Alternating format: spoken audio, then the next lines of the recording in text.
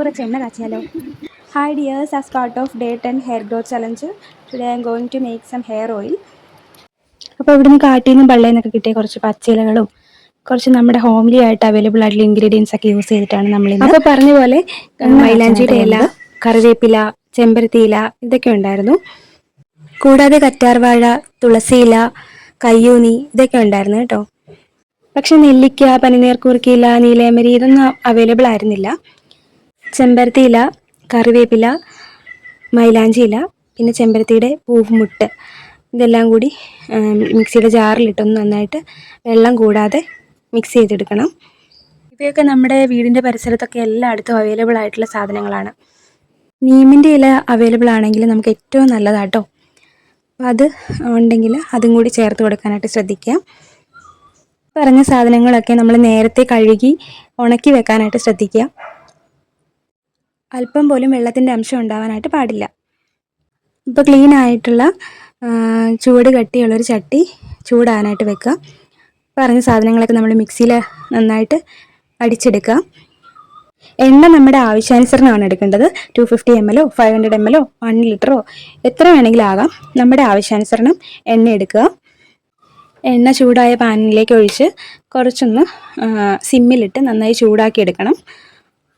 നന്നായി ചൂടായി വരുന്ന എണ്ണയിലേക്കാണ് നമ്മൾ നമ്മുടെ കറ്റാർവാഴ, അതുപോലെ തന്നെ തുളസിയില, കയ്യൂന്നി ഇവയൊക്കെ ഇട്ട് കൊടുക്കുന്നത്. ഇതിൻ്റെ കൂടെ നമുക്ക് ചെറിയുള്ളി അവൈലബിൾ ആണെങ്കിൽ അതും കൂടി കുറച്ചിട്ട് കൊടുക്കാവുന്നതാണ്. പിന്നെ വളരെ ഇമ്പോർട്ടൻ്റ് ആയിട്ടുള്ളൊരു കാര്യം, നമ്മൾ ഈ ഇൻഗ്രീഡിയൻസ് ഇട്ട് കൊടുക്കുന്ന സമയത്ത് നമ്മൾ കുക്ക് ചെയ്യുന്നൊരു കൺസിസ്റ്റൻസിയിൽ എണ്ണ ചൂടാവാനായിട്ട് പാടില്ല. കാരണം നമ്മൾ ഇതെല്ലാം ഇട്ട് കൊടുക്കുമ്പോഴത്തേനും ഇത് പെട്ടെന്ന് കരിഞ്ഞു പോകാനുള്ള ചാൻസ് കൂടുതലാണ്. സോ ചെറിയ ഗ്യാസ് സിമ്മിലിട്ടതിന് ശേഷം ചെറുതായിട്ട് നമ്മളിതുപോലെ മിക്സ് ചെയ്ത് കൊടുക്കുക. ആദ്യം നമുക്കിതുപോലെ പതഞ്ഞ് വരുന്നതായിട്ട് കാണാൻ പറ്റും. ആ ഒരു പദം മാറുന്നത് വരെ നമ്മൾ മിക്സ് ചെയ്തുകൊണ്ടേ ഇരിക്കുക. മാക്സിമം ഇത് അടുപ്പത്ത് വെച്ചതിന് ശേഷം ഇതുപോലെ കൈ വിടാതെ ഇളക്കിക്കൊണ്ടിരിക്കുകയാണെങ്കിൽ കുറച്ചും കൂടി ഹെൽപ്ഫുള്ളായിരിക്കും. അപ്പം നമ്മൾ വെള്ളമൊന്നും ഒഴിക്കാതെ മൈലാഞ്ചിയിലയും ചെമ്പരത്തിയിലയും തുളസിയിലയും അതുപോലെ തന്നെ കറിവേപ്പിലയും നന്നായിട്ട് മിക്സിയിൽ അടിച്ചെടുത്തിട്ടുണ്ട്. ഇത് ഈ ഒരു പാകത്തിന് അടിച്ചെടുത്താൽ മതി. നമ്മൾ നന്നായിട്ട് പേസ്റ്റ് പോലെ ആവേണ്ട ആവശ്യമില്ല. അപ്പോൾ ഇതിൻ്റെ ഒരു പച്ച നിറവും പച്ച മണവും ഒക്കെ മാറുന്നത് വരെ നമുക്കിത് അവിടെ നിന്നുകൊണ്ട് തന്നെ ചെറു ചൂടിൽ ഇളക്കിക്കൊണ്ടിരിക്കാവുന്നതാണ്. കരിഞ്ഞു പോയാൽ നമ്മുടെ മുടിക്ക് അതൊട്ടും നല്ലതല്ലാത്തത് കൊണ്ട് തന്നെ നമ്മൾ ഇതുപോലെ ചെറു ചൂടിൽ മിക്സ് ചെയ്തെടുക്കാനേ പാടുള്ളൂ. ആദ്യത്തെ ഒരു 5 to 8 മിനിറ്റ്സ് ഒക്കെ കഴിയുമ്പോഴത്തേനും നമുക്കറിയാൻ പറ്റും എണ്ണയുടെ കളറ് മാറുന്നുണ്ടാവും. അതുപോലെ തന്നെ നമ്മൾ ആഡ് ചെയ്ത ഈ ഇലകളുടെയൊക്കെ നിറവും മാറുന്നുണ്ടാവും. എണ്ണ കാച്ചാൻ ഏറ്റവും നല്ലത് നമ്മൾ വീട്ടിൽ ആട്ടിച്ച എണ്ണയോ ഇല്ലെങ്കിൽ മില്ലിൽ അവൈലബിൾ ആയിരിക്കും ആട്ടിച്ച എണ്ണ. അപ്പോൾ അത് മേടിച്ചിട്ട് എണ്ണ കാച്ചുന്നതായിരിക്കും ഏറ്റവും ഉത്തമം കേട്ടോ. അപ്പോൾ പുറത്തുനിന്ന് മേടിക്കുന്ന എണ്ണ പാസ്ചറൈസ്ഡ് ആയിട്ടുള്ള എന്തെങ്കിലും നമ്മൾ ആഡ് ചെയ്തിട്ട് വരുന്നതാണെങ്കിൽ നമുക്കത് ഹെയറിന് അത്രത്തോളം എഫക്റ്റീവ് ആയിരിക്കത്തില്ല. അപ്പോൾ ഏകദേശം ഈ ഒരു കൺസിസ്റ്റൻസി ഒക്കെ ആകുമ്പോഴത്തേനും നമുക്ക് അല്പം ഉലുവ ആഡ് ചെയ്ത് കൊടുക്കാം. അപ്പോൾ ഒന്ന് നന്നായിട്ട് ഇളക്കി കൊടുക്കുമ്പോൾ തന്നെ ഉലുവയുടെ ആ ഒരു കണ്ടൻറ്റൊക്കെ അതിനകത്തേക്ക് ഇറങ്ങുന്നതായിരിക്കും.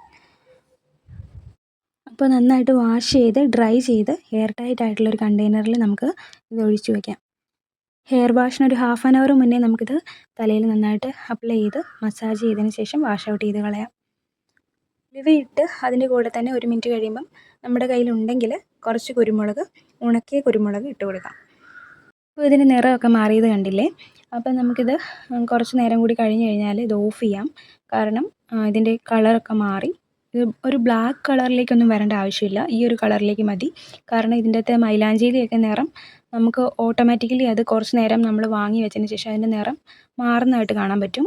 അപ്പോൾ നമ്മൾ ഇത് കുക്ക് ചെയ്ത് അങ്ങനെ ഡ്രൈ ചെയ്ത് ഇല്ലെങ്കിൽ ഫ്രൈ ആവുന്ന ഒരു കൺസിസ്റ്റൻസിയിലേക്ക് എത്തേണ്ട ഒരു ആവശ്യമില്ല. ഏകദേശം ഒരു ലൈറ്റ് ഡാർക്ക് ഗ്രീനിഷ് ആകുമ്പോൾ തന്നെ നമുക്ക് ഗ്യാസ് ഓഫ് ചെയ്യാവുന്നതാണ്. എൻ്റെ ഒരു എക്സ്പീരിയൻസിൽ നമുക്കിതിനൊരു ഇൻസ്റ്റൻറ്റ് റിസൾട്ടൊന്നും കിട്ടാൻ പോകുന്നില്ല. നമ്മൾ കൺസിസ്റ്റൻ്റ് ആയിട്ട് ഇത് യൂസ് ചെയ്ത് കഴിഞ്ഞിട്ടുണ്ടെങ്കിൽ നമ്മളുടെ ഹെയറിൻ്റെ ടെക്സ്ചറിൽ മാറ്റം ഉണ്ടാവും. അതുപോലെ തന്നെ പുതിയ മുടി വരുമ്പോൾ അത് വളരെ ഹെൽത്തി ആയിട്ടായിരിക്കും ഉണ്ടാകുന്നത്. ഒരു നല്ല റിസൾട്ടിന് നമ്മളിത് കാത്തിരുന്ന് ഉപയോഗിക്കേണ്ടതായിട്ടുണ്ട്. അപ്പോൾ കണ്ടോ നമ്മുടെ എണ്ണയുടെ നിറം മാറി നമ്മൾ ആഡ് ചെയ്തതിൻ്റെ ആ ഒരു സത്തൊക്കെ അതിലേക്ക് ഇറങ്ങാൻ തുടങ്ങി. ആ സമയത്ത് നമുക്ക് ഗ്യാസ് ഓഫ് ചെയ്യാം.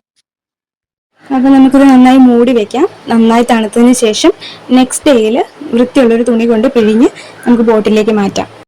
ഇതാണ് എണ്ണ കാച്ചിയതിൻ്റെ ഫൈനൽ ഔട്ട്പുട്ട്. നമുക്കിതുപോലെ ഒരു എയർ ടൈറ്റ് ആയ കണ്ടെയ്നറിൽ അടച്ച് സൂക്ഷിക്കാവുന്നതാണ്.